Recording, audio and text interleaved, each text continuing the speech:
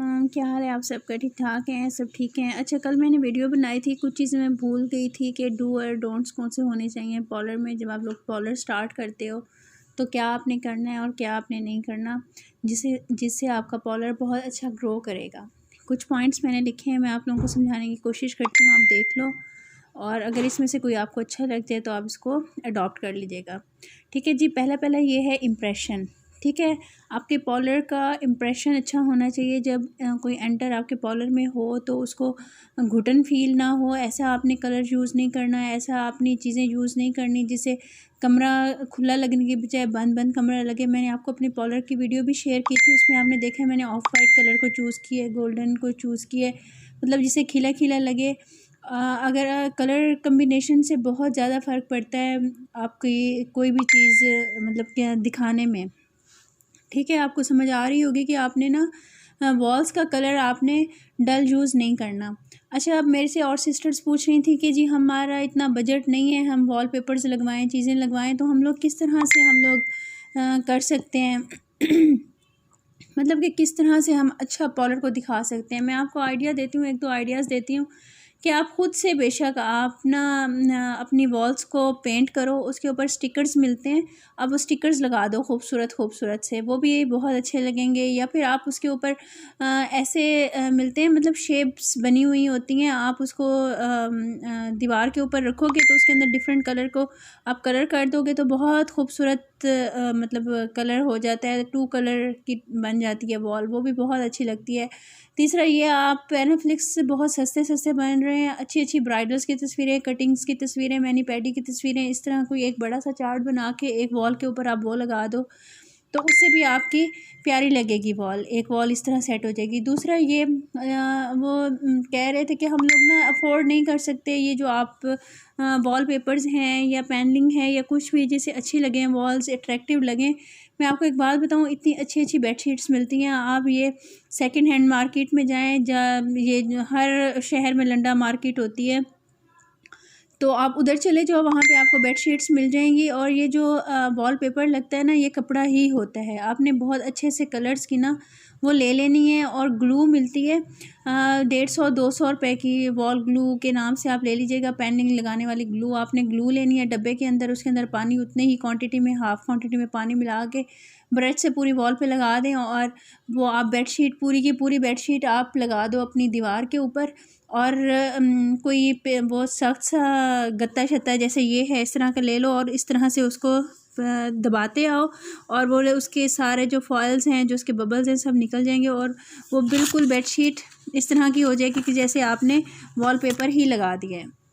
ठीक है, अब ये कर सकते हो, ये भी बहुत अच्छा मतलब बन जाएगा, आपका एक लुक चेंज हो जाएगी।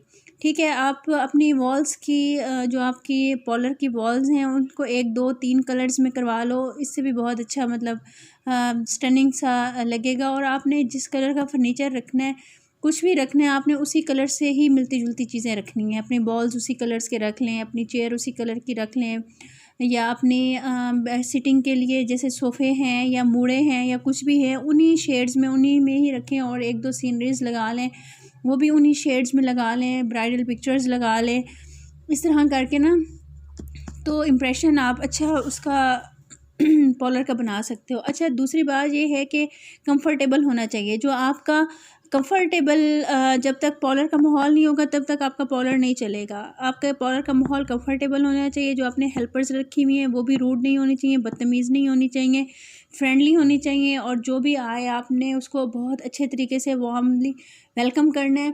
ज़ाहिर है वो आपके इर्द गिर्द से ही आ रहा होता है, आप उसको जानते हो नहीं जानते हो, आपका एक ऐसा प्रोफेशन है, आपने उनको अच्छे तरीके से डील करना है, अच्छे तरीके से उनसे बात करनी है। अब ये देखें ना, आप अगर उनसे पैसे ले रहे हो तो आपने उनको सेटिस्फाई भी तो करना है ना। आपने ऐसे तो नहीं कि आपने उनसे ऐसे ही पैसे ले लेने और वो मुतमईन ही ना हो।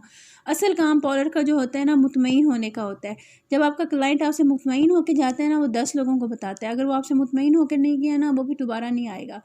और दूसरा ये मैंने देखा है, बहुत ज़्यादा पॉलर्स वाली हैं, वो उनका मूड इस तरह का होता है, रूडली वो बात करती हैं, बात ही नहीं सुनती और इतना एटीट्यूड दिखाती हैं। इसकी क्या ज़रूरत है यार? आप लोग एक काम कर रहे हो, आप इंसान हो, दूसरे भी इंसान हैं, तो आप माहौल अच्छा रखो, जो आएँ उनको कंफर्टेबल माहौल दो, उनको अच्छा लगे आके कि हम जनाब आ गए हैं तो हमारी बात सुनी जा रही है, आराम से हमें रिप्लाई अच्छे तरीके से किया जा रहा है। जैसे कि कहते हैं ना, डॉक्टर के पास जाओ, उसको अपनी बीमारी बताओ, अगर डॉक्टर आपको मुतमईन कर देता है तो आधी बीमारी आपकी वहीं ख़त्म हो जाती है।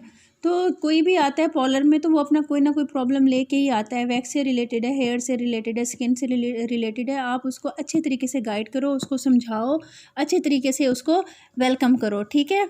और उसके बाद आपने ना उसने जो चीज़ भी करवानी है आपने एक चार्ट बना लेना है, जो प्राइस चार्ट होता है, और जो जो चीज़ आपकी सर्विसेज हो रही हैं आपके पार्लर में, आपने उसका चार्ट बना लेना है और आपने वो चार्ट आगे रख देना है। और आपने ना हर रेट रखना है, मतलब कुछ लोग अफोर्ड कर सकते हैं ज़्यादा, कुछ लोग अफोर्ड नहीं कर सकते, लेकिन आपने जो जो आपके पास फेशियल्स हैं, जो आपके पास कटिंग्स हैं, जो आपके पास वैक्स हैं, जो चीज़ भी है आपने उनको कैटेगराइज करके एक चार्ट बना लेना है। और आपने उसको या तो प्लास्टिक कवर करवा लेना है या फिर इस तरह से आपने उसको बाइंडिंग करवा लेनी है कि वो ख़राब ना हो, बार बार लोगों के हाथ में जाएगा।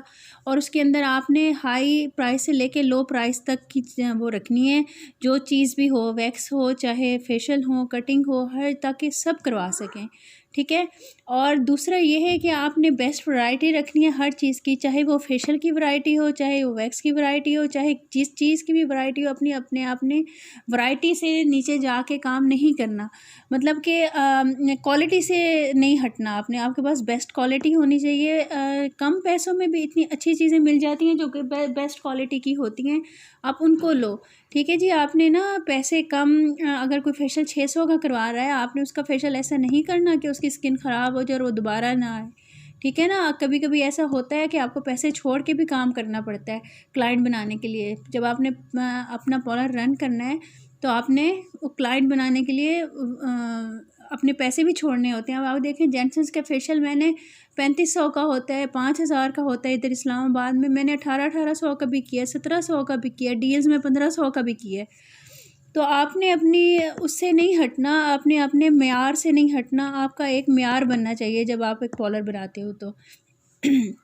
दूसरा, ये मेरी एक वीडियो भी है कि पार्लर में कौन कौन सी चीज़ें ज़रूरी हैं, होनी चाहिए, उसके अंदर आप देख लोगे। हेल्पर यूनिफॉर्म मैंने दिखाया हुआ है और इस तरह की चीज़ें दिखाई हुई हैं, आप जाके देख लीजिएगा। अगर आपने हेल्पर रखी हुई है तो आप उसका यूनिफॉर्म रखें, सर्दियों का सर्दियों के मुताबिक रखें और गर्मियों का गर्मियों के मुताबिक रखें। इस तरह ये है कि साफ़ सुथरा लगता है, एक अच्छा माहौल लगता है, अच्छा लगता है जब आप आते हो पार्लर में तो, ठीक है ना। ये इसका भी ख्याल करना है। अच्छा, आपने दूसरा ये कस्टमर्स के लिए आपने चेंज करने के लिए जो कपड़े रखने हैं वो आपने इस तरह के रखने हैं, कुछ बाजुओं वाले, बाजू हाफ बाजू साथ हों, कुछ के बेशक बाजू ना हो, अंडर आर्म्स करवाती हैं तो वो साफ़ सुथरे होने चाहिए, एक के दूसरे को नहीं देने। इस चीज़ का आपने ख़ास ख्याल रखना है, ठीक है।